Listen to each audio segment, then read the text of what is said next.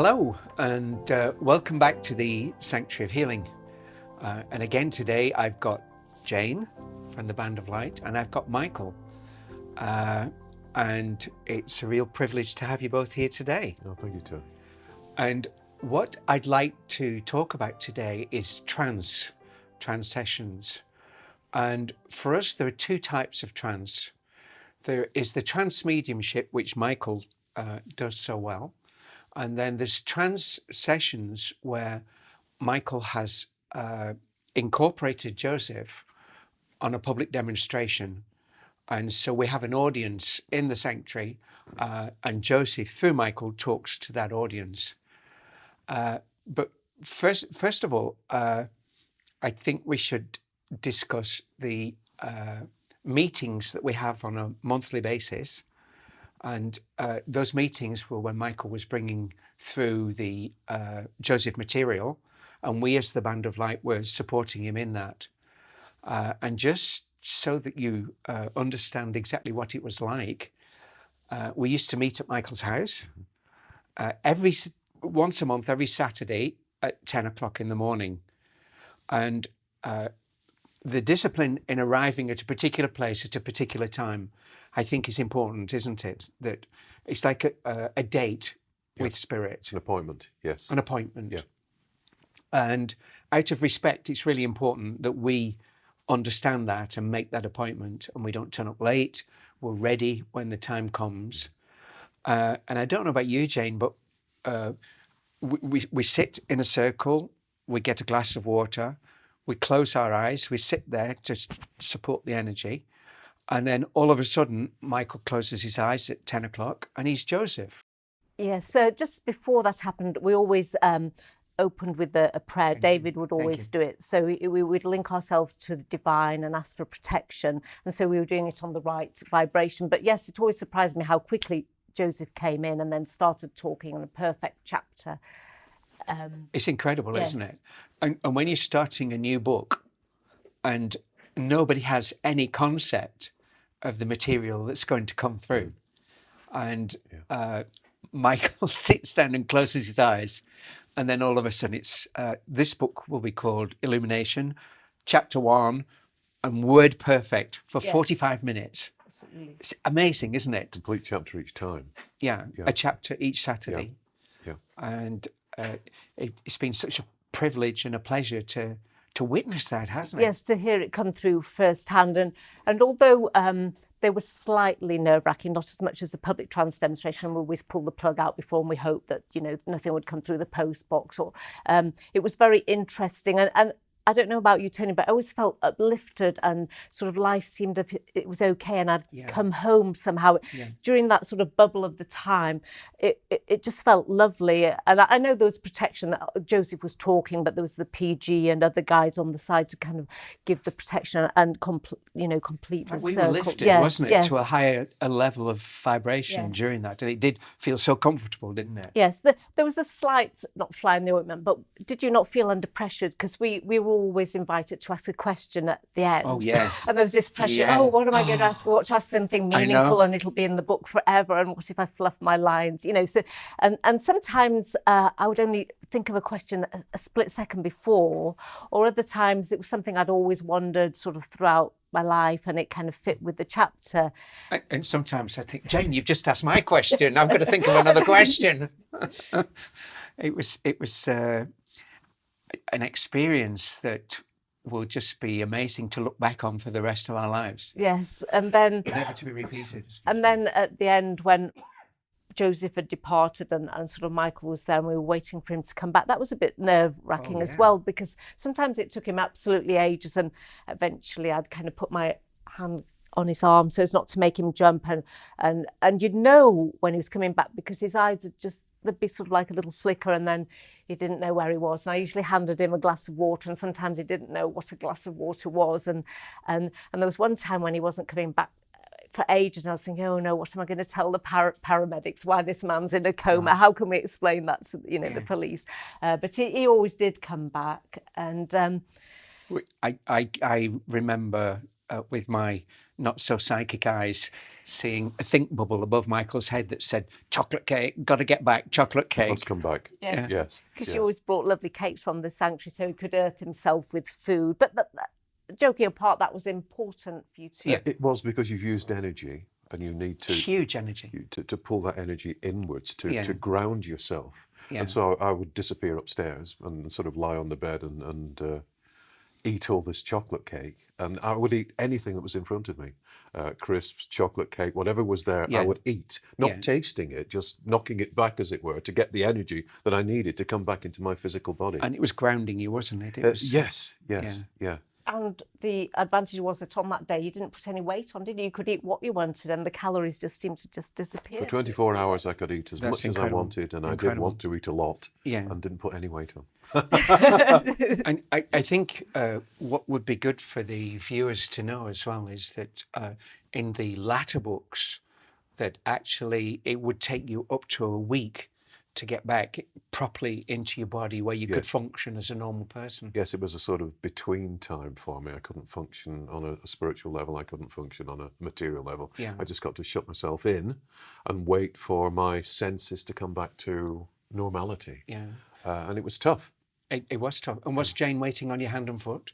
No. More or less. No, I was. You forget. Yes, you were. Yes. And what was interesting was, on the Saturday morning before the session, his face would, looked perfectly normal. And then afterwards, he was really drained, and there was the stress there. And physically, you could see the difference. And we didn't go out, did we? He couldn't go out into the world with all the noise and the people. He just had to kind of isolate himself until he felt better. And it was a huge sacrifice for him to make, but obviously worth it because of these sort of amazing life-changing books. It became more difficult as the world became more materialistic as well, because the people involved from the spirit side of life had to sort of punch a hole through these dark vibrations to create a bubble of energy around and through me and around us to enable Joseph to speak through me. Do you remember, Jane, that there were interruptions just on this theme? Oh, yes. And we'd hear noise from next door or a doorbell would ring. Or one time there was... the couple next door were rowing, and there was all this sort of noise and shouting coming through the wall. And we actually had, it wasn't a Joseph circle that time, I think it was one of the other guides for Many Voices. And we had to shut the circle down. And what was really interesting was when it ended, we all simultaneously had a really bad headache. And later on, one of the guides sort of said, because of the effects of anger and these sort of jagged spikes, and because we were in that more elevated position, we were susceptible to all this anger coming through the wall. So there was always that fear of interruption. And so from those, we were kind of looking between us to see this amazing philosophy that was coming through, this amazing information. How best do we get it out there? Yes. How best, what is it that we've been tasked to do to get it out there? And so we came up with this idea that we would have public trance demonstrations where Michael would stand in front of an audience, Joseph would take over Michael, and then he would talk for about 15, 20 minutes, Joseph would. Yeah. And then Joseph invited questions of the group. Because of the fall, which is something that I have mentioned in the books thus far, and which will be covered in greater detail at a greater date, if I can hold on to Michael and he does not drop dead at my feet. And I remember, do you remember the first one? Yes, it was very scary. It's terrifying. Would you like to just tell the viewers how scary that was? Well, with the first trance, Michael didn't even know whether he would survive, whether he would come back. And then you have a room full of 40 and 50 people, and you hope that they will behave. And you sort of say, can you check your mobile phones? No talking, don't open sweets. And so you're on edge all the time whether these people will behave with Michael in such a delicate position. And the other interesting thing was when Michael would stand up and as Joseph had entered him, and his feet would be rooted on the spot and they wouldn't move for the duration. And the first 6 trance demonstrations are about an hour and a half long, an hour and 45 minutes. So for you not to move from all the torso that time, down, yes, my legs were rooted to the spot. And then at the end, obviously Michael would hobble out. The circulation had gone. And the only thing sort of motivating him to get out of the room was the cake and Chocolate sandwiches waiting for him in your office. And we didn't know what questions that people would ask. And wasn't it amazing that the questions, one person would ask a question, and afterwards people told me, and I know they told you, that it would answer 10 people's thoughts at that particular time.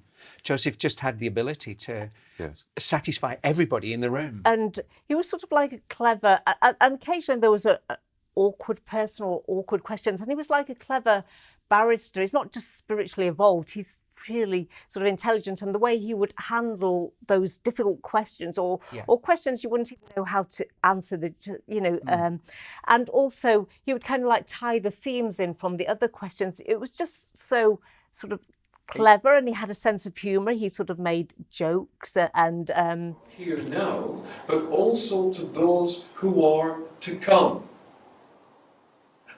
I would love on an exercise page to be able to say you need 1,200,016.5 souls in order to change the world. But I will say that the more people who do this, the quickening, the positive energies that go into the field, that are poured into the field, begin to quicken. He honoured everybody in the room. Whatever the question, he honoured that question, but gave an answer that was relevant to so many different people. And relevant to the world. And relevant of course, to the world. we put them together into transmission. Indeed. We transcribed all the trance sessions into transmission because those answers were relevant not just to the audience at the time, but to every person in the world.